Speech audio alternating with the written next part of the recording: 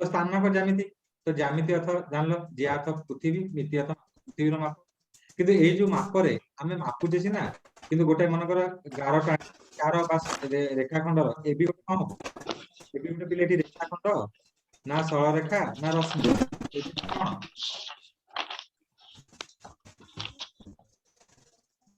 ସେଟା ବି ଗୋଟେ ରେଖାଖଣ୍ଡ ए भी गोटे रेखाखंड कौन हो ए भी गोटे କିନ୍ତୁ ଏଇ ରେଖାଖଣ୍ଡର ତମକୁ ଯଦି ଲକ୍ଷ୍ୟ କରୁଛ ତମେ ଯଦି ସ୍କେଲ ରେ ମାପି ଦବ 5 ସେଣ୍ଟିମିଟର କି 10 ସେଣ୍ଟିମିଟର କେତେ ହବ ସ୍କେଲ ରେ ମାପି ଦବ କିନ୍ତୁ ତମକୁ ଯଦି ମୁଁ ପଚାରିବି ଏ ଟା କୋଉ ସ୍ଥାନରେ ଅଛି ବି ଟା କୋଉ ସ୍ଥାନରେ ଅଛି ତମେ କହିପାରିବନି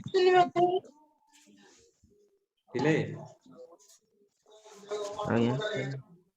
ଯଦି ତମକୁ ପଚରା ଯିବ ଏ ର ସ୍ଥାନାଙ୍କ କେତେ ଆଉ ବି ର ସ୍ଥାନାଙ୍କ କେତେ ତମେ କହିପାରିବ ନା କହିପାରିବନି सर 5 सेमी होची ए बी रो मध्यबिंदु नाही ए बी रो दूरता माने ए बी रो दैर्घ्य हैला 5 सेमी होची ए बी रो दैर्घ्य बुझेला ना बुझेलानी तो आरी ऊपर हमें पढिबा ठीक है हिस्ट्री ऊपर बिले जिबा तापर होची हमें पढिबा आकु लिखि देला समस्त ऑल क्लिक कर देली तापर ठीक हिस्ट्री ऊपर जिबा हिस्ट्री कोन देजी देखिबा हिस्ट्री पिले कोन देजी ना हिस्ट्री देजी पिले देखो ना स्थानांक ज्यामिति उपक्रमिका पढिबा इंग्रजी रे ज्यामिति को ज्योमेट्री कहंती एटा तो तमे जानि छ ज्यामिति कोन कहंती ज्योमेट्री कहंती ज्योमेट्री आज्ञा ज्योमेट्री शब्द ती दुईटी ग्रीक शब्द जिओ आउ मेट्रिन रु सृष्टि हैला ठीक है आउ मिति मान हो जिओ माने पृथ्वी जोटा रहला हैला आउ होची मेट्रिन हैला मेट्रिन माप प्रथम मीटर अर्थ होची पृथ्वी द्वितीय टीर अर्थ होची परिमाप ज्यामिति अत्यंत पुरातन शास्त्र तमे पिले तमरो गोटे एबे समेटिव 1 पढितला जे प्रथमे ज्योमेट्री बाबद किए कहते तमे लिखतला आंसर मिसरियो लिखतला ना नहीं तो ग्रीक देशर गणित मानक अवदान ज्यामिति विषयटी परिपुष्ट होइतिला हैला ताले जदी पिले ज्यामिति विषय प्रथमे किए देइथिले ना देइथिले होची ग्रीक माने ग्रीस पिले देखो ग्रीस जो माने सेही माने मते ताको ग्रीक लोक मते कोन कहंदी ताको मते कहंदी ग्रीक लोक जेमति इंडियन ग्रीस देशर लोक ग्रीक माने बोली मते कहंदी तो से माने प्रथम ज्यामिति विषय ग्रीक गणित थैलेस पिले आपन नाटा टिके मन कियो कोन ताको ना थैलेस ज्यामिति रो प्रथम उपवाद्य प्रमाण करिथिले जहार कथनटी एक वृत्त तार व्यास द्वारा समद्विखंड होइतै हैला हमने गोटे वृत्त पिले गोटे वृत्त को तार व्यास कोन करे ना मझिरु दी खंड करे ए कथा किए कहिथिले ना थैलेस कहिथिले ए शॉर्ट क्वेश्चन टा समस्तिकर मन शॉर्ट क्वेश्चन टा जे ना मन होइलानी पिले समस्तिकर ए शॉर्ट क्वेश्चन एक वृत्त तार व्यास द्वारा समद्विखंड होइतै समद्विखंडित होइतै ए कथा किए कहिथिले किए प्रमाण करथिले थैलेस होची प्रथम प्रमाण करथिले तापरे पिथागोरस को ताको गणितज्ञ बद्धमानक द्वारा कोन कहलो सर बोलते कहबे बुद्ध व्यास आ व्यासार्ध कहबे भूतर व्यास एटा पचाच तो ना कोन पचाच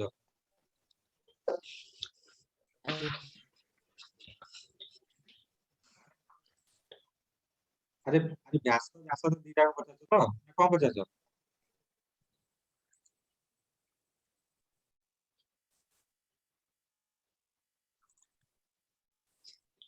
तो व्यास कोटा देखो मु तुमको कहूची मु तुमको गोटे ए पावर पॉइंट प्रेजेंटेशन देखौची जे तोर व्यास देखुता देखौची ना मन कर तमे कोन कर ना गोटे होची मन कर कला होची ठीक है गोटे मिनिट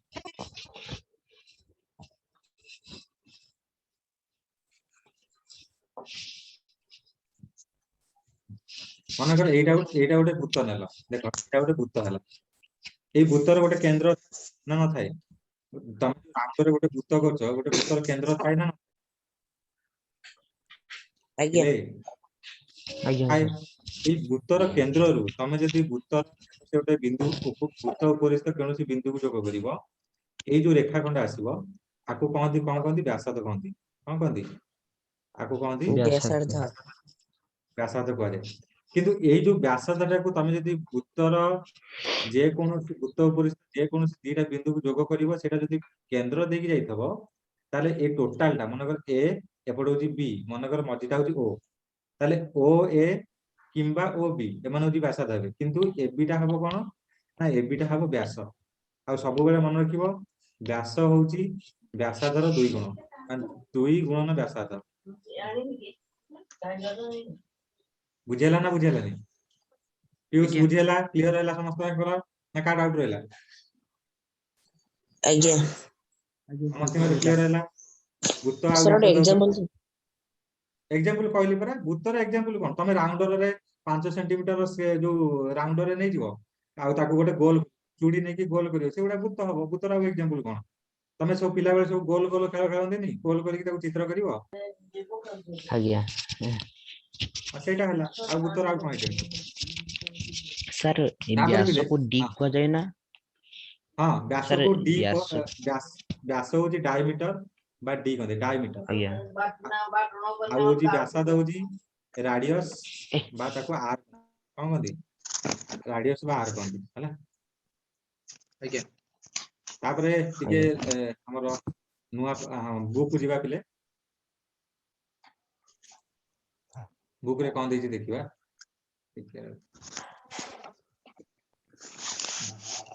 तापरे हमर को हां को जाय गला हमर देखि दबा तापरे तापरे अरे इजिप्ट रो महान गणित किया आसिले पिले ना इजिप्ट रो महान गणित यूक्लिड को ना तो तमे जानछो समस्त मध्य तमे पोर्टफोलियो समस्त करूथलो यूक्लिड को ऊपर करिछ ना करना आज्ञा यूक्लिड को पोर्टफोलियो ज्यामितिर उत्पाद गुड़िक एकत्रित करी 13 खंडी पुस्तक रे विभक्त करी ज्यामिति संपर्कित तथ्य रचना करते एटा के मन रखो जे ज्यामिति संपर्कित 13 खंडी पुस्तक रे विभक्त करी ज्यामिति संपर्कित तथ्य किए देइथिले ना यूक्लिड प्राय 2500 वर्ष तळर यूक्लिड ज्यामिति एबे मध्य गणित शिक्षा रे एक प्रधान अंग होय यूक्लिड ज्यामिति और बीजगणित संपूर्ण तथ्य विषय मात्र सप्तदश शताब्दी रे फरासी गणितज्ञ रेनी डेस्कार्ट ताको नाटा मन रखियो स्थानक ज्यामिति बिले यूज बाहर करथले हला रेनी डेस्कार्ट्स ताको नाटा मन रखियो कोन ताको ना रेनी रेनी डेस्कार्ड हां रेनी माने रेनी डेस्कार्ट्स हला जणे रेनी पडियो हला डेस्कार्ट्स कोन जरा पद तो नूतन रेनी करण को डेस्कार्ड आधार करी स्थानक ज्यामिति बा विश्लेषणात्मक ज्यामिति बाहला कोन बाहला पिले स्थानक ज्यामिति किंबा विश्लेषणात्मक ज्यामिति बाहला ता माने सेथि पई पिले रेनी डेस्कार्ट को हला स्थानक ज्यामिति डेस्कार्ट द्वारा प्रथम पुस्तक 1637 मसिया रे प्रकाश पाइला हला तो जन्म लाभ ता माने फादर ऑफ स्थानक ज्यामिति के फादर ऑफ स्थानक ज्यामिति बा इंग्लिश रे कहले कोऑर्डिनेट ज्योमेट्री के पिले रेनी डेस्कार्ट के पिले रेनी डेस्कार्ट मन होइला सब क्वेश्चन दा मन होइला नि आज्ञा कार मन रहलानी कमेंट करो नाले वॉइस सेंड करो कार प्रॉब्लम हैला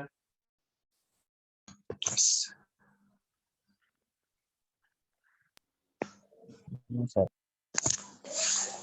हैला समझ करो ताले रेनी डेस्कार्ट आज्ञा स्थानक ज्यामितिर फादर बा स्थानक ज्यामिति बा कोऑर्डिनेट ज्योमेट्री फादर बोली कहती तांकर गोटे पुस्तक लिखितले प्रथम पुस्तक 1637 मसिया रे प्रकाश पाइतला हैला प्रथम पुस्तक तापर आगो जिबा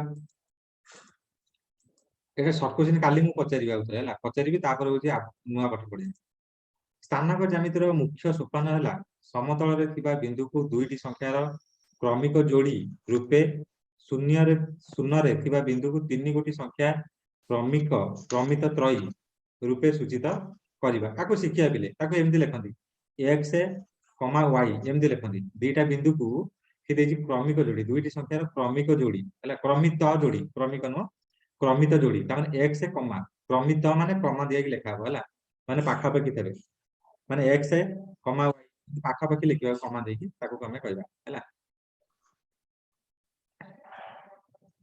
रूपे सूचित है स्थानक ज्यामिति रे उक्त तथ्य धारणा अत्यंत गुरुत्वपूर्ण स्थान अधिकारण करथाय ଅଧିକାଂଶ ଉପବାଦ୍ୟ ଯାହା ୟୁକ୍ଲିଡଙ୍କ ପଦ୍ଧତିରେ ତର୍କ ଦ୍ୱାରା ପ୍ରମାଣିତ ହୋଇଥାଏ ସେଗୁଡିକ ସ୍ଥାନାଙ୍କ ଜ୍ୟାମିତି ପ୍ରୟୋଗରେ ସହଜରେ ହୋଇପାରିଲା। ତାମାନେ ୟୁକ୍ଲିଡ କଣ କରୁଥିଲେ, ଯୋଉଗୁଡାକ ସବୁ ତର୍କ ଦ୍ୱାରା କରୁଥିଲେ ରେନି ଡେସ୍କାର୍ଟ ଯୋଉ ସ୍ଥାନାଙ୍କ ଜ୍ୟାମିତି ବାହାର କଲେ ସେଇଟା ସହଜରେ ହେଇଗଲା। ଏତଦ୍ ବ୍ୟତୀତ ସ୍ଥାନାଙ୍କ ଜ୍ୟାମିତିକୁ ନ୍ୟୁଟନ ଲେନବିନ୍ସଙ୍କ ଦ୍ୱାରା ଆବିଷ୍କୃତ କଳନ ଶାସ୍ତ୍ରର ଭିତ୍ତିଭୂମି ରୂପେ ବିଚାର କରାଯାଏ ହେଲା।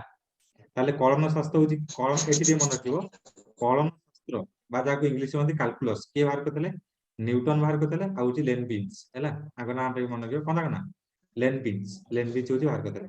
ମନେ ରହିଲା ନା ମନେ ରହିଲା? ହଁ, ନ୍ୟୁଟନ ଆଉ ଲେନବିନ୍ସ। ଟିକେ ସର୍ଟ କ୍ୱେଶ୍ଚିନ୍ ଗୁଡାକ ଟିକେ ମନେ ରଖିବ ହେଲା।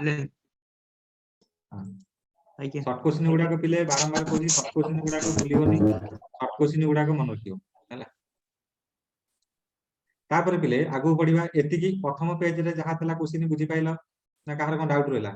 ପିଲେ ପ୍ରଥମ ପେଜ ଯାହା ବି ସର୍ଟ କ୍ୱେଶ୍ଚିନ୍ ଥିଲା ସବୁ କ୍ଲିୟର ହେଲା। ତାପରେ ଦ୍ୱିତୀୟ ପେଜକୁ ଯିବା ପିଲେ, କୋଉଟାକୁ ଯିବା, ଦ୍ୱିତୀୟ ପେଜକୁ ଯିବା। ସମସ୍ତଙ୍କର ଡାଉଟ କ୍ଲିୟର ହେଲା?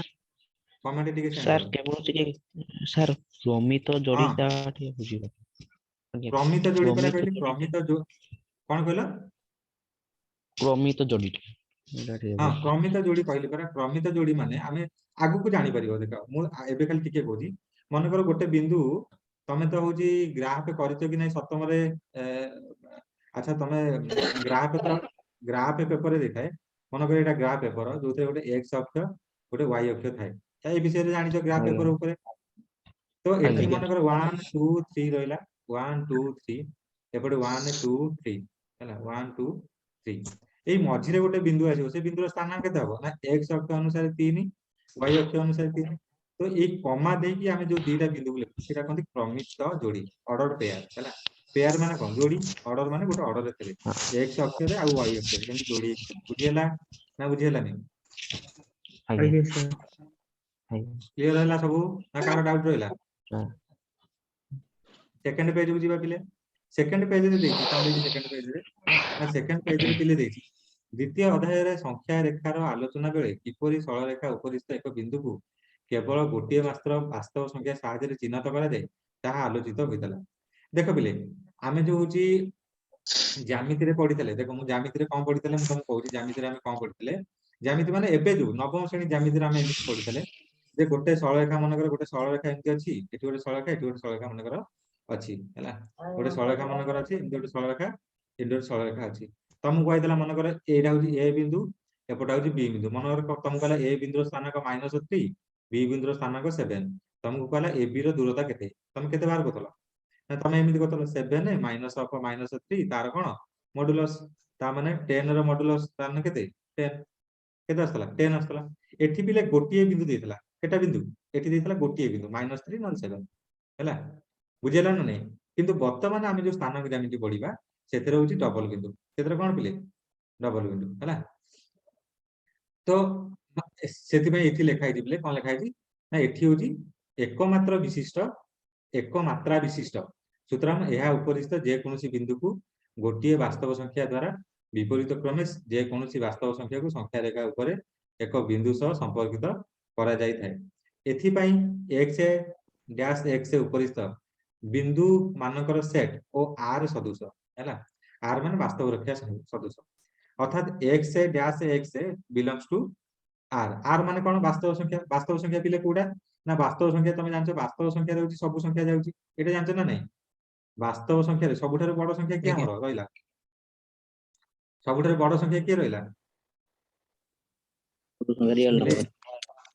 ରିଏଲ ନମ୍ବର ରହିଲା। ଆମର ସବୁଠାରୁ ବଡ ସଂଖ୍ୟା କିଏ ରହିଲା ନା ବଡ ସଂଖ୍ୟା ସବୁଠାରୁ ସାନ ହଉଛି n, ତାପରେ ହଉଛି n ଷ୍ଟାର ବା w ଆମେ କହୁଥିଲେ, ତାପରେ କହୁଥିଲେ z, ତାପରେ କହୁଥିଲେ q, ତାପରେ କହୁଥିଲେ q ଷ୍ଟାର, ତାପରେ ଆମେ କହୁଥିଲେ ଆଜ୍ଞା କଣ ନା ସବୁଠାରୁ ବଡ ହଉଛି r। ନାଇଁ ନାଇଁ ଓଲଟା ମୁଁ ଲେଖିଲି, ଏକୁଟିଆ ହବ ହେଲା, ଚିହ୍ନ ଗୁଡା ସବୁ ଏକୁଟିଆ ହବ, ସମସ୍ତେ ଉପସେଟ ରହିବେ। ଏଇଟା କାଟିଦବା। n ହଉଛି କାହା ଭିତରେ ରହିବ, n ଷ୍ଟାର ଭିତରେ, n ଷ୍ଟାର କାହା ଭିତରେ ରହିବ, z ଭିତରେ, z କାହା ଭିତରେ ରହିବ, q ଭିତରେ, q କାହା ଭିତରେ ରହିବ, q ଷ୍ଟାର ଭିତରେ। ସବୁ ଅସ୍ତିକ ଠାରୁ ବଡ ହଉଛି r ବାସ୍ତବ ସଂଖ୍ୟା। ତ ବାସ୍ତବ ସଂଖ୍ୟାରେ ପ୍ଲସ ମାଇନସ ରୁଟ ଓଭର ଦଶମିକ ଭଗ୍ନ ସଂଖ୍ୟା ସବୁ ଯାକ ରହିବ ହେଲା। ବୁଝିଲା ନାଇଁ? ତ ଆମର ଯୋଉ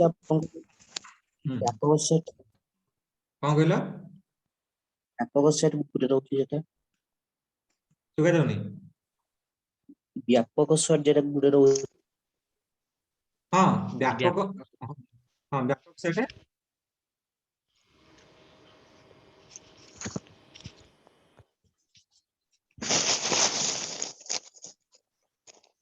ହଁ ଓମ୍ ଭଏସ ଦଉନ ତମର, କଣ ଆଜ୍ଞା କହିଲ ଗୋଟେ ମୁଁ ବ୍ୟାପକ ସେଟ? କହିଲି ଯେଟା ଆଜ୍ଞା ଏ ବ୍ୟାପକ ସେଟ୍ ଟା ସବୁଠୁ ବଡ ସେଟ୍ ଟା। ନାଇଁ ବ୍ୟାପକ ସେଟ ବଡ ଯେ, ମୋ କଥା ଶୁଣ, ସବୁଠାରୁ ହଉଛି ଦେଖ ନାଇଁ ବ୍ୟାପକ ସେଟ ଯୋଉଟା ତମେ କହୁଛ କମ୍ପ୍ଲିମେଣ୍ଟ ସେଟ କଣ ସେଇଟା ଗୋଟେ ଅଛି ପିଲେ, କମ୍ପ୍ଲେକ୍ସ ଗୋଟେ ଅଛି। ୟୁନିଭର୍ସାଲ। ହଁ ୟୁନିଭର୍ସାଲ ବଡ, ୟୁନିଭର୍ସାଲ ସେଟ ଯୋଉଟା ମୁଁ ସେଟା କହୁଛି ପିଲେ, ସେଇଟା ବଡ ଯେ ଏଠି ଆମେ ନମ୍ବର କଥା, ଆମେ ଏଠି ନମ୍ବର କଥା ପଢୁଛେ। କାହା କଥା ପଢୁଛେ? ନମ୍ବର ସିଷ୍ଟମ ହେଲା। ଏଠି କଣ, ଏଠି ଗଣନ ସଂଖ୍ୟା, ସ୍ୱାଭାବିକ ସଂଖ୍ୟା, ଆମେ ସଂଖ୍ୟା ବୁଝେ ନା ନାଇଁ, ପୂର୍ଣ୍ଣ ସଂଖ୍ୟା, ପରିମେୟ ସଂଖ୍ୟା, ଅପରିମେୟ ସଂଖ୍ୟା, ବାସ୍ତବ ସଂଖ୍ୟା, ତ ନମ୍ବର ବିଷୟରେ ଚାଲିଛି।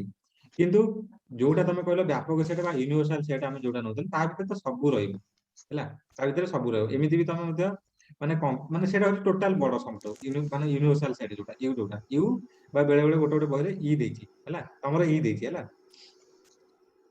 ବୁଝିହେଲା ନା ନାଇଁ? ପ୍ଲସ ଟୁ ବହିରେ ୟୁ ଦେଇଛି, ବୁଝିହେଲା ନା ବୁଝିହେଲାନି?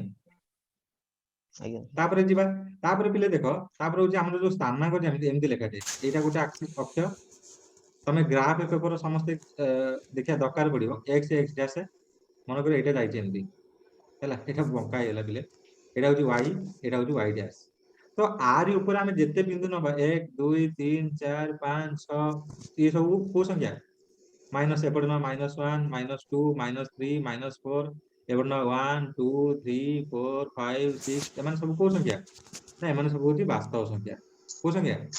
ସମସ୍ତେ ବାସ୍ତବ ସଂଖ୍ୟା ଭିତରେ ଯିବେ, ରିଏଲ ନମ୍ବର। ବୁଝିହେଲା?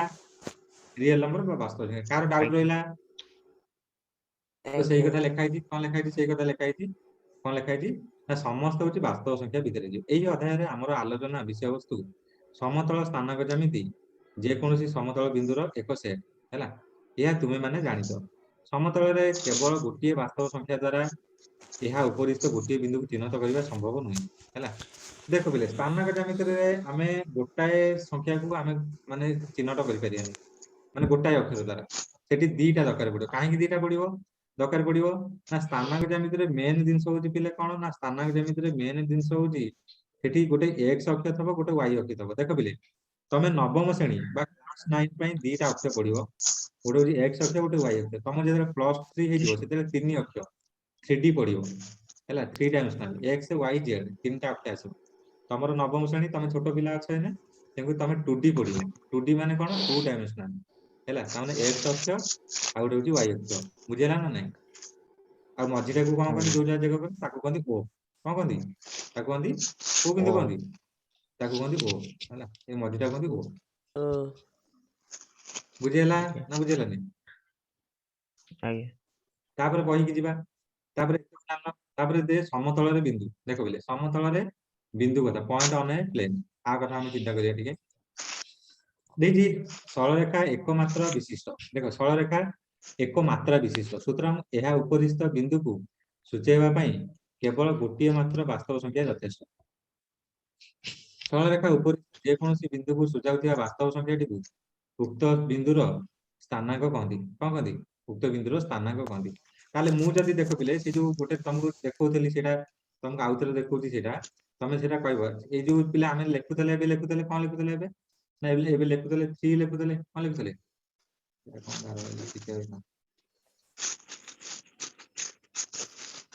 ହଁ, ଏବେ ଆମେ ଲେଖୁଥିଲେ 3 କୋଉଠି ଲେଖୁଥିଲେ? ଟିକେ ଉପରକୁ ଯା। ହଁ, ମୁଁ ଏବେ ଯୋଉ ସ୍ଥାନାଙ୍କ କରିକି ଲେଖୁନଥିଲି, ଟିକେ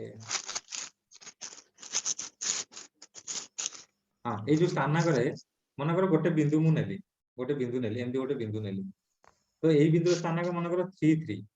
ତ ପିଲେ, ଏଇ ଯୋଉ 3 3 ସ୍ଥାନାଙ୍କକୁ ଆକୁ କହନ୍ତି ସ୍ଥାନାଙ୍କ। ମୁଁ କହୁଛି ନା, ମୁଁ କଣ ପଢୁଛି? ସ୍ଥାନାଙ୍କ ପଢୁଛି। ତ ସେ ଯୋଉ 3 3 ଲେଖା ହଉଛି, ତାକୁ ପଢନ୍ତି ସ୍ଥାନାଙ୍କ। କଣ ପଢନ୍ତି? ତାକୁ ପଢନ୍ତି ସ୍ଥାନାଙ୍କ। ତମେ ବି ପଢିବ ହେଲା। ମନେକର ଏଇ ଯୋଉ ବିନ୍ଦୁ ନାଁ ହଉଛି ମନେକର ଏ ବିନ୍ଦୁ, ତମକୁ ପଚରାଯିବ ଏ ବିନ୍ଦୁର ସ୍ଥାନାଙ୍କ କେତେ? ତମେ ସେଥିରୁ କହିବ ସାର୍ ଏ ବିନ୍ଦୁର ସ୍ଥାନାଙ୍କ ହଉଛି, ତମେ ମାପିକି କହିବ ସାର୍ ଏ ବିନ୍ଦୁର ସ୍ଥାନାଙ୍କ ହଉଛି 3 3, कि जहाँ रहा से अनुसार आसो है बुझेगा ना बुझेलानी आज्ञा हाँ तापरे तापरे बही रे जीवा ताले एठी स्थानांक बा कोऑर्डिनेट कहंदी कोन कहंदी स्थानांक बा कोऑर्डिनेट कहंदी स्थानांक बा कोऑर्डिनेट कहै जाय जेमति एठी देछि p बिंदुर स्थानांक एठी 2 q बिंदुर स्थानांक -5/2 एठारे p बिंदुर स्थानांक 2 q बिंदुर स्थानांक 5/2 एटा तमे ज्योमेट्री रे पढितला कोदरे पढितला ज्योमेट्री रे तमे पढितला ना पढि नथला हम जो स्थानांक बार करछे तापरे पिले हम होजी पढिबा होजी अक्षय को दिबा हमर जोटा मेन दरकार सेटा मु पहिले तू कहूची तुमको माने कहबी हला एठी पिले देखो हम टिके ना खाली पढि देबा तापरे दिबा बहिर आगो बुझेई दे तापरे हम दिबा देखि देखो एठी पिले मु तुम कहली एबे कोन कहली ना कहली जे दीटा अक्षर माने दीटा एक्सिस गोटे होजी पिले x o x डैश गोटे आ गोटे होजी y o y डैश गोटे हला x o x डैश एटा कहंदी कोन एटा कहंदी भूल अंक आ मूल बिंदु हम नबा हला आनुभूमिक आको कहंदी आनुभूमिक कोन कहंदी आनुभूमिक कोन कहंदी आनुभूमिक कहंदी काको कहंदी x o x डैश कहंदी आनुभूमिक कहंदी आ जो लंब हे कि रहला y o y डैश आको कहंदी उलंब एटा कहंदी उलंब कोन कहंदी उलंब हला ओ x और y अक्ष को आयतीय अक्ष और समतलस्थ बिंदुर स्थानांक को आयतीय स्थानांक कुआ जाए तामाने एटा को जदी मन कर हम एमति जॉइंट कर दबा ताले मन कर एठी गोटे स्थानांक हम नबा एई स्थानांक किए कहबो केते हबो एठी गोटे बिंदु मु नेली भले कि बिंदु देखा जाउची कोठी डाउन साइड रे हला पेंसिल टा को मार्क कर टिके नाको एई बिंदु स्थानांक तुमको सर मु एठी गोटे परपेंडिकुलर पूरा सीधा टाणिली से 4 रे पहुंचला एठू गोटे लंब टाणली y अक्ष को से 4 रे पहुंचला तामाने एई बिंदुटा सार होची आपण 4 4 केतला 4 4 हला तापरे तेनु करी एई जो दीटा अक्ष परस्पर केते कोण रे छेद कले पिले ना 90 डिग्री हला मन रखियो पिले x अक्ष ओ y अक्ष परस्पर केते बिंदु रे छेद करंदी 90 डिग्री केते बिंदु रे छेद करंदी केते बिंदु रे नहीं केते डिग्री रे छेद करंदी ना 90 डिग्री केते डिग्री 90 डिग्री हला 90 डिग्री बुझी हला ना कारो डाउट रहला कमेंट टे सेंड करो ले बुझी हला ना कारो डाउट रहला जार डाउट रहला कमेंट टे सेंड करो सूर्य बुझी हला सूर्य नहीं की सूर्य नहीं शुभजीत बुझी हला सुमन बुझी हला आदित्य एबे जॉइन करला ओम पीयूष विवेक बुझी हला आज्ञा ना कारो डाउट रहला ताले कोउटा उलंब होची को अक्ष को अक्ष को हम उलंब कहबा x Y और y डैश नहीं y डैश को कहंदी उलंब हला कोन कहंदी उलंब होची y को y अक्ष y o y डैश हला सेटा जो उलंब x o x डैश को कहंदी कोन कहंदी पिले ना ताको कहंदी होची अनुभूमिक आनुभूमिक कोन कहंदी अनुभूमिक अनुभूमिक ताको अनुभूमिक बा एमिति किछि कहबोनी ताको अनुभूमिक कोन कहबो अनुभूमिक कहबो अनुभूमिक बुझेला ना बुझेला नहीं तापर आगु को जिबा